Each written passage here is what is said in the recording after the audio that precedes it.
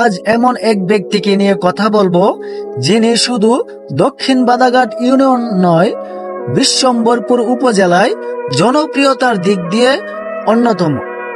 তিনি হলেন সিরাজপুর বাগগাঁও গ্রামের জনাব নজরুল ইসলাম সাহেবের চতুর্থতম সন্তান, দক্ষিণ বাদাঘাট ইউনিয়নের সাবেক সফল চেয়ারম্যান, জনদরদী জননেতা জনাব এরশাদ আহমদ হৃদয়।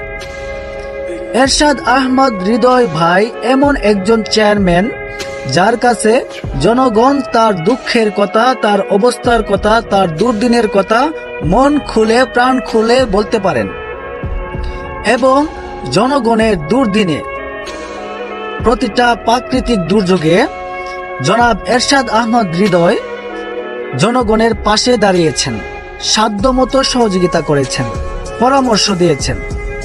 এমনকি পতিত স্বৈরাচার শেখ হাসিনার আমলে দক্ষিণ বাদাঘাট ইউনিয়নের আলেমদেরকে হেনস্থা করার সময় তিনি আলেমদের পাশে ছিলেন, আলেমদেরকে সাপোর্ট দিয়েছেন বিভিন্নভাবে।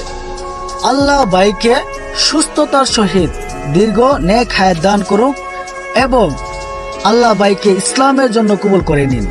আমিন।